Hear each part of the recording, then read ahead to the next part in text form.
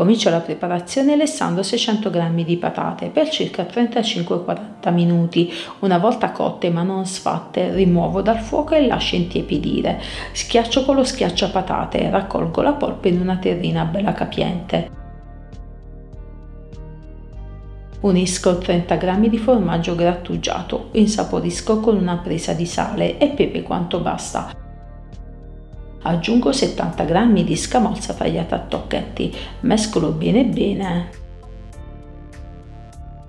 Srotolo un rotolo di pasta sfoglia del formato rettangolare, mantengo la carta da forno presente nella confezione. Dispongo al centro sul lato più lungo 2 fette di prosciutto cotto, poi aggiungo il composto di patate e compatto con le mani. Metto sopra altre 2 fette di prosciutto cotto. Con l'aiuto di un coltello a lama liscia ben affilato, incido da entrambi i lati e realizzo tante strisce larghe all'incirca 2 cm.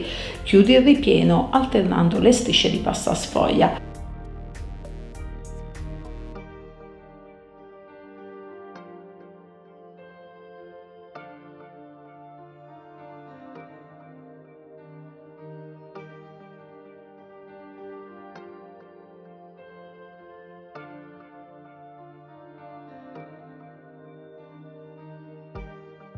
Spennello la superficie con un tuorlo con un cucchiaio di latte.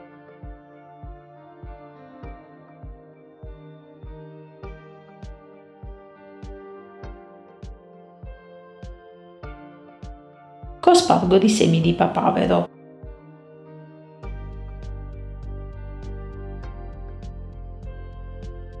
Inforno la torta salata in forno già caldo e statico a 190 gradi per circa 20 o 25 minuti.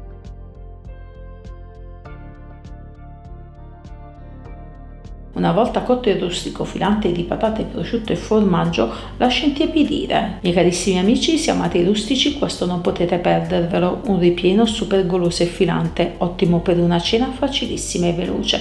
Sono sicura che lo divorerete in meno di 10 minuti. Se per caso avanza, è buono anche il giorno dopo riscaldato, non perde la croccantezza. Miei carissimi amici, prima di salutarvi vi ricordo di iscrivervi al mio canale, è gratis, e di attivare la campanella per ricevere le nuove ricette.